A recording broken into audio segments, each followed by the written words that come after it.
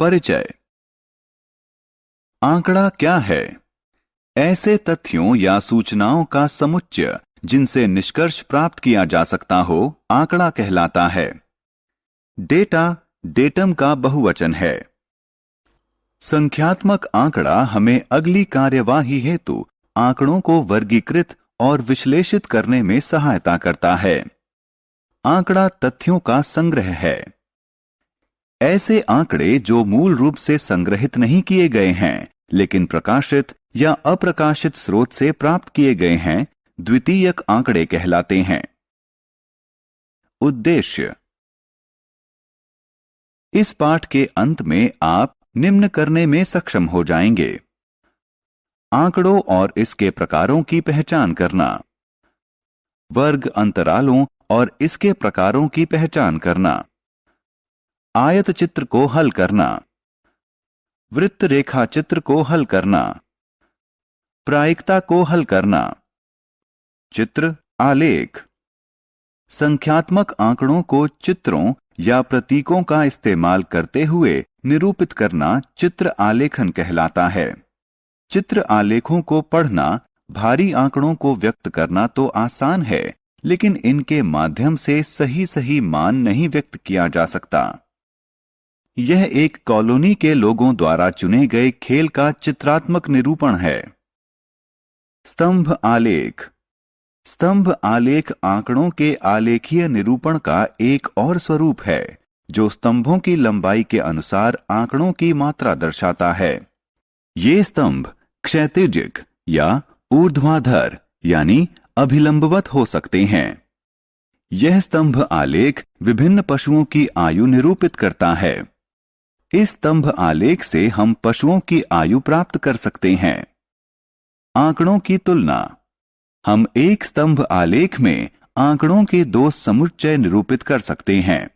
यह स्तंभ आलेख वर्ष 2006 के साथ साथ 2007 का भी औसत मासिक व्यय प्रदर्शित करता है। इस प्रकार का स्तंभ आलेख उभय स्तंभ आलेख कहलाता है। हम इस उभय स्तंभ आलेख का इस्तेमाल करके आंकड़ों के दो समुच्चयों की तुलना कर सकते हैं। बारंबारता बंटन। आंकड़ों के प्रकार। कच्चे या अपरिष्कृत आंकड़े। कच्चे या अपरिष्कृत आंकड़े प्रारंभिक प्रेक्षणों का संग्रहण होते हैं जो अव्यवस्थित होता है। इस प्रकार की सूचना हम सर्वेक्षण के दौरान प्राप्त करते हैं। इसे दो प्रकार से वर्गीकृत किया जा सकता है: 1. असतत आंकड़े।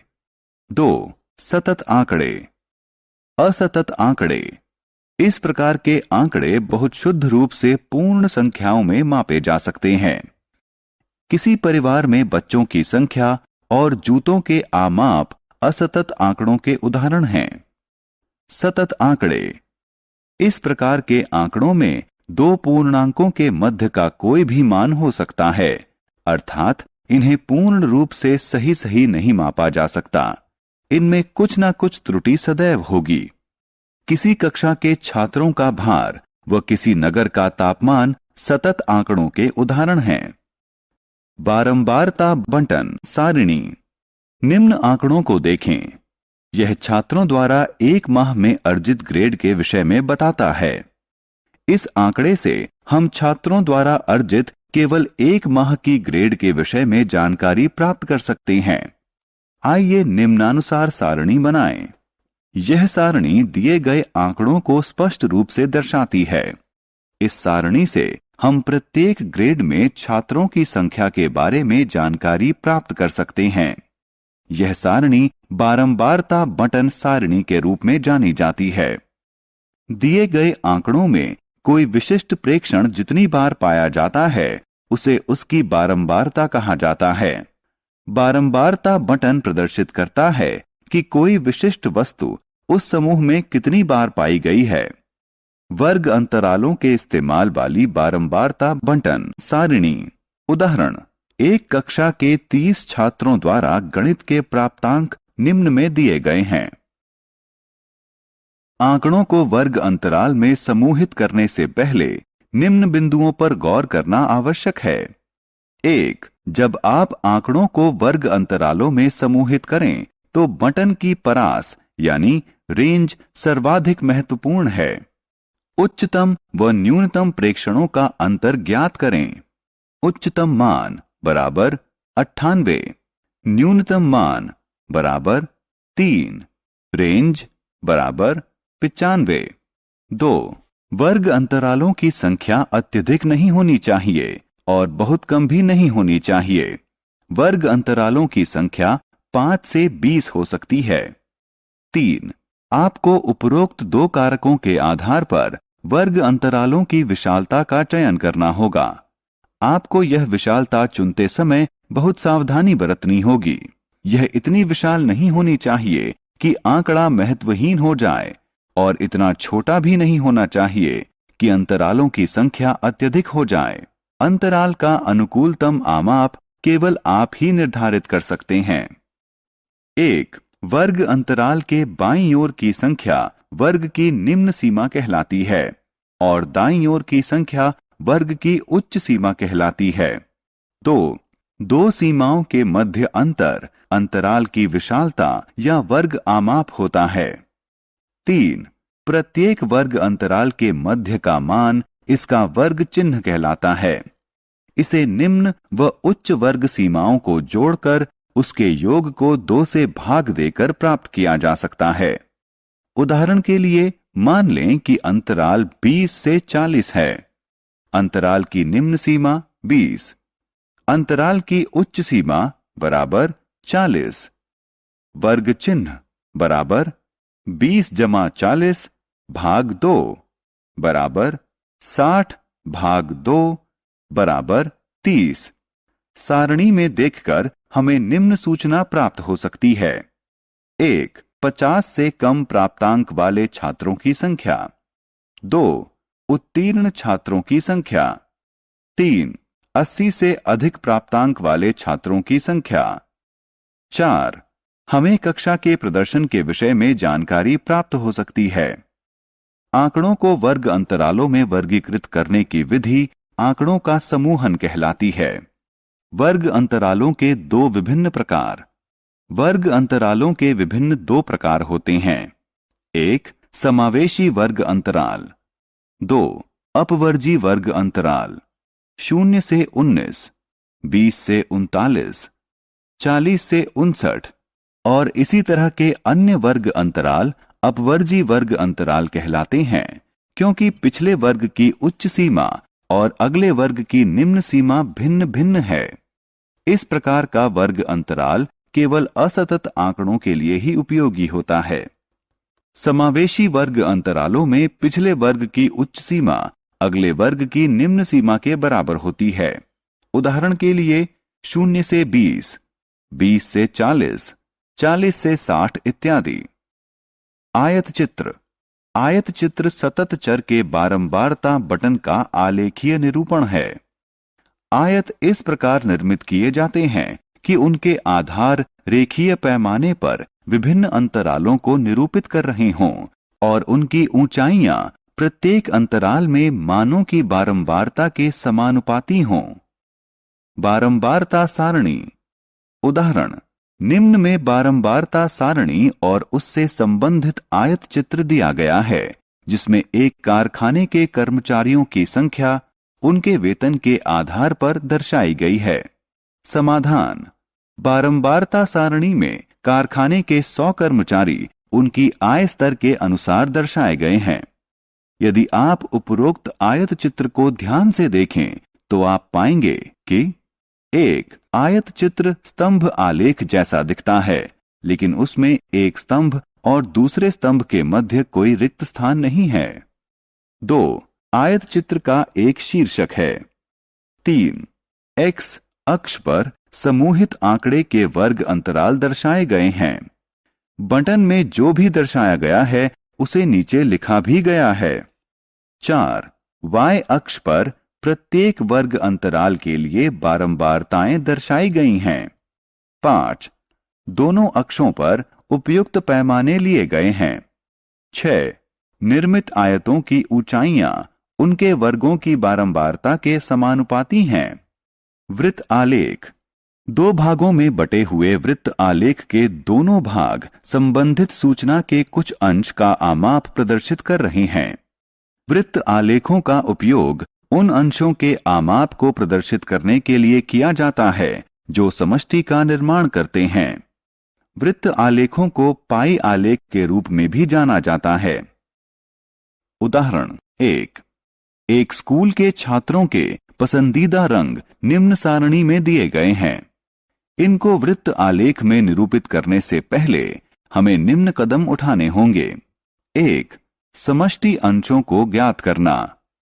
2. समूहों की संख्या की गणना करना। 3. ज्ञात करना कि प्रत्येक समूह के किस भिन्न में समष्टि है। 4. केंद्रीय कोण ज्ञात करना और उसी के अनुसार आलेख बनाना। हल: छात्रों की कुल संख्या बराबर 200, समूहों की संख्या बराबर 5। लाल रंग पसंद करने वाले छात्रों का भिन्न 37 भाग 200। केंद्रीय कोण 37 भाग 200 गुणा 360 डिग्री बराबर 66.60। हरा रंग पसंद करने वाले छात्रों का भिन्न 26 भाग 200। केंद्रीय कोण 26 भाग 200 गुणा 360 डिग्री बराबर 46.80। नीला रंग पसंद करने वाले छात्रों का भिन्न बराबर 30 भाग 200। केंद्रीय कोण 30 भाग 200 गुणा 360 डिग्री बराबर 54। पीला रंग पसंद करने वाले छात्रों का भिन्न 39 भाग 200। केंद्रीय कोण 39 भाग 200 गुणा 360 डिग्री बराबर 70.20। गुलाबी रंग पसंद करने वाले छात्रों का भिन्न बराबर 68 भाग 200। केंद्रीय कोण बराबर 68 भाग 200 गुणा 360 डिग्री बराबर 122.40। संयोग और प्रायिकता। संयोग और प्रायिकता एक समान हैं। संयोग से आशय घटना के घटित होना है।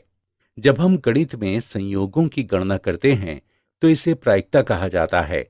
प्रायिकता से आशय घटना के घटित होने की संभावना से है। उदाहरण के लिए, प्रतीक्षा सूची वाली हवाई टिकट को खरीदना क्योंकि उसके आरक्षित होने की संभावना अधिक होती है। भारत का टॉस जीतना और बल्लेबाजी को चुनना। टीम के पहले खिलाड़ी द्वारा पहली बॉल पर 6 रन प्राप्त करना। प्रायिकता से आशय किसी घटना के घटित होने की संभावना से है। इसे इच्छित परिणामों की संख्या और कुल संभावित परिणामों की संख्या के अनुपात के रूप में प्राप्त किया जाता है। गणितीय रूप से किसी घटना के घटित होने की प्रायिकता उस विशिष्ट घटना के संभावित परिणामों की कुल संख्या और उसके इच्छित परिणामों की संख्या के अनुपात के बराबर होती है। सैद्धांतिक रूप से किसी घटना की प्रायिकता को P के रूप में दर्शाया जाता है। एक घटना की प्रायिकता बराबर घटना को घटित करने वाले परिणामों की संख्या बटा प्रयोग के परिणामों की कुल संख्या। सारांश। आइए जो कुछ हमने सीखा है उसे संक्षेप में दोहराएं। वे संग्रहित प्रेक्षण जो व्यवस्थित न किए गए हों कच्चे आंकड़े कहलाते हैं। किसी आंकड़े में उच्चतम प्रेक्षण और न्यूनतम प्रेक्षण के मध्य अंतर को आंकड़ों की रेंज कहा जाता है। दिए गए आंकड़ों में कोई प्रेक्षण जितनी बार आता है वह उसकी बारंबारता कहलाता है। बारंबारता बटन वह सारणी है जो दर्शाती है कि कोई वस्तु उस समूह में कितनी बार आई है। जब प्रेक्षणों की संख्या अत्यधिक हो तो आंकड़ों को सरल वर्ग अंतरालों में समूहित किया जाता है। उच्च और निम्न वर्ग सीमा के मध्य अंतर को वर्ग आमाप कहा जाता है। वर्ग अंतराल का मध्य मान वर्ग चिन्ह कहलाता है।